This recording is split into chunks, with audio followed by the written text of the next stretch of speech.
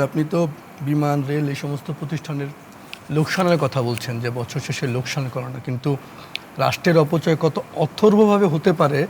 আপনি যদি যে কোনো দিন গাজীপুর থেকে ঢাকায় আসেন, আপনি বিআরটি নামে একটা প্রকল্প দেখবেন, কারো মাথার মধ্যে ঢুকেছিল বাস নিয়ে আসবে।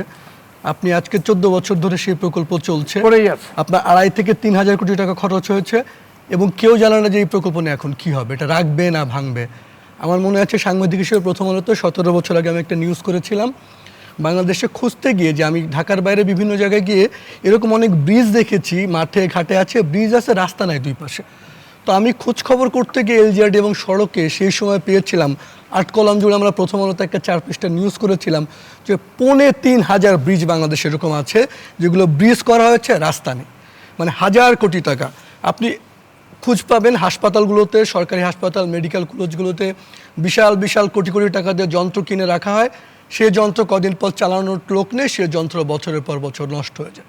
আর আপনি তো বলছেন অপারেশন ব্যয়ের কথা, কিন্তু কখনো পদ্মা সেতু রেল সংযোগ প্রকল্প, কখনো এই যে অদ্ভুত সব প্রকল্প নিয়ে, ভুল প্রকল্প নিয়ে কেন কি এগুলোর কারণে কি আপনি বালিশ কাণ্ডের কথা বলছেন, 6,000 টাকা একটা বালিশ তুলতে নামে, মানে গাছ লাগাতে কখনো আপনি লাখ কোটি টাকা খরচ করবেন এইরকম। এবং বাংলাদেশের সড়ক নির্মাণের খরচ কিন্তু পৃথিবীর মধ্যে সবচেয়ে বেশি। বাংলাদেশ থেকে হজ করার খরচ পৃথিবীর মধ্যে সবচেয়ে বেশি।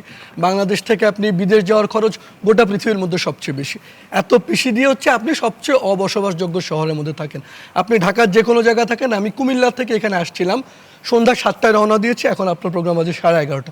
4.5 ঘন্টা আমি একবার বনশ্রী ঘুরছি, একবার বাসাবো ঘুরছি, কারণ বিভিন্ন রাস্তা করছে বন্ধ।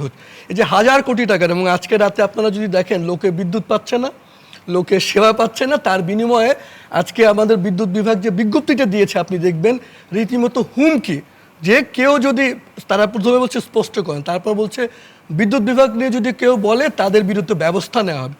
রাষ্ট্রের টাকা চলা প্রতিষ্ঠান হুমকি বলছেন আপনি। এবং এইটা তো আপনি আজকের একটা সরকারের আমলে, আপনি সব সরকারের আমলে ব্যক্তি যে ক্ষমতায় থাকে, রাজনৈতিক দল হয়তো চেঞ্জ হয়, কিন্তু আমলাতন্ত্র, সড়ক, হাসপাতালে দুর্নীতি, রাস্তাঘাট, এক্সরে মেশিন, এই যে ঠিকাদারি চক্র বছরের পর বছর চলছে, তার কিন্তু ভাগ্যের। এই জুলাই আগস্টে আপনি আলোচনা করছেন, আপনি জুলাই আগস্টের এত বড় পরিণতি দেখে কারো মধ্যে বিন্দুমাত্র শিক্ষা কারো হয়েছে বলে মনে হয় না, বরং সবাই ভাবে যে যতদিন আছে কে কতভাবে আয় করতে হবে। এবং রাষ্ট্রের প্রতিষ্ঠান তো আপনি লোকসান, বিমান শুনবেন আপনি লোকসান কেন চলবেন?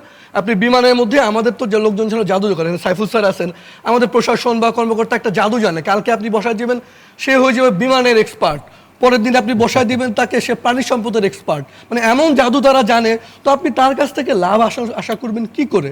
এবং অনেক বছর ধরে আমি প্রবাসী কল্যাণ মন্ত্রণালয় অভিবাসন খাত দেখি, প্রতি বছর আমাদের 30-35টা আপনি শ্রম উইং আছে, আপনি এখানে পাবেন প্রশাসনের কোনো একজন কর্মকর্তা 3 বছর ওখানে কাজ করলো, ফেরত আসার পর না তাকে খুঁজে পাবেন প্রবাসী কল্যাণ মন্ত্রণালয়ে, না আবিমেটে, তাকে খোঁজ করবেন 3 বছরে আপনি সৌদি আরবে দায়িত্ব করাবেন, তাকে আপনি পাঠিয়ে দিচ্ছেন প্রাণী সম্পদ মন্ত্রণালয়ে। তো তার পেছনে যে আপনি রাষ্ট্রের কোটি কোটি টাকা খরচ করলেন, তাতে লাভটা কী হলো?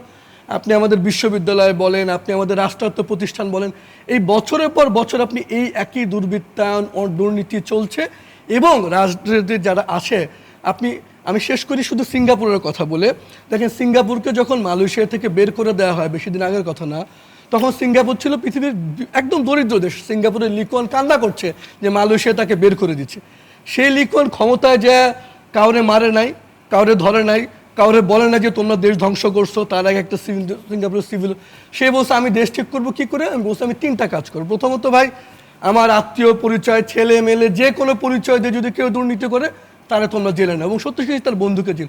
তারপরে সে কী বলছে? সে বলছে আমি আমার দেশের বিচার বিভাগ, আমি আমার দেশের প্রশাসন এবং এইটা কাঠামো বানাবো, ব্যক্তি না, আমি এমন একটা কাঠামো বানাবো যে কোনো মানুষ এখানে আসলে সেবা পাবে, এবং এই সেবার শর্ত হচ্ছে মেরিট করেছে। আপনি একই লোককে যখন আওয়ামী লীগ ক্ষমতায়, সে পরিচয় দিবে আমি বিশ্ববিদ্যালয়ে থাকতে ছাত্রলীগ করছি। ভাই, তুই বিশ্ববিদ্যালয়ে থাকতে ছাত্রলীগ করিস না ছাত্রদল করিস, তোর প্রশাসন আসার পর এটা কেমন যোগ্যতা হয়?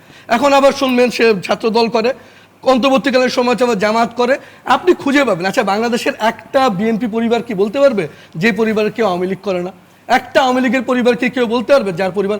এবং এই বছরের পর বছর আমার মনে আছে আমি আওয়ামী লীগ আমলে নিউজ করতাম, এই বিসিএস এর আপনার জনপ্রশাসনের ভেরিফিকেশন নামে একটা হয়তো বাদ দেওয়া হয়তো, কি বলে অমুকের চাচাতো ভাইয়ের খালাতো ভাই জামাত করে। এইভাবে আপনি শত শত লোককে বাদ দেওয়া হচ্ছে।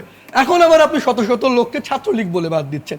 এই যে বছরের পর বছর দুর্বৃত্তায়ন কথাটা, সাইফুল স্যার ধরেন উনি প্রশাসনের কর্মকর্তা ছিলেন, উনি প্রশাসনের কর্মকর্তা পরিচয় দিয়ে কোনো ভূমি অফিসে যাক, বিচারক মহোদয় তার বিচারকের পরিচয় ভূত দিয়ে আদালতে যাক, এসপি সাহেব তার এসপি পরিচয় দিয়ে থানায় মামলা করতে যাক, তাহলে বুঝবেন বাংলাদেশের ভোগান্তি জনগণের কি ভয়াবহ ভোগান্তি। এবং বছরের পর বছর এখানে আপনি ব্যক্তি দিয়ে, আমি শেষ করে এই কথা, ব্যক্তি দিয়ে পৃথিবীর কোথাও কোনো কিছু হয় না। আপনি ফেরেশতাকে পাঠিয়ে দিলেও সে শয়তান হয়ে যেতে পারে।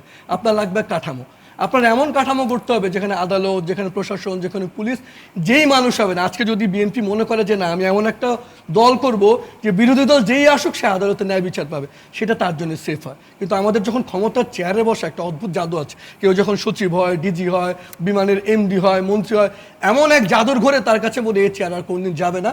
এবং আমাদের কপাল খারাপ, জনগণের দুর্ভোগ কখনোই আমাদের শেষ হয় না। রাষ্ট্রের অর্থ লুটপাটা এবং জনগণের দুর্ভোগ চলছে চলছে চলতেই থাকবে। কেমন বাংলাদেশ চাইটা আমরা প্রতিবার বলেছি, ভাই কিচ্ছু না, এমন একটা বাংলাদেশ চাই একটা মানুষ থানায় গেলে তো সে অ্যাটলিস্ট তার কোনো পরিচয় দিতে হবে না, আদালতে গেলে ন্যায় বিচার পাবে, এইটুকুলেই চলবে। এই দেশের নাগরিকরা যে চলে, এই যে আপনার এখানে ভ্যান নিয়ে কারোর মাঝে বিক্রি করে, রাষ্ট্রের অর্থনীতি, এটা ইউরোপ না, এখানে প্রত্যেকে নিজের মতো করে চলে। কৃষক তার মতো কাজ করে, সবজিওয়ালা কারোর বাজার থেকে কাজ করে, ইনফর্মাল ইকোনমি। কিন্তু তাদের যেই পরিমাণ ভোগান্তির মধ্যে দিয়ে যেতে হয়, জি আল্লাহ জানে শেষ কোথায়। ধন্যবাদ আপনাকে।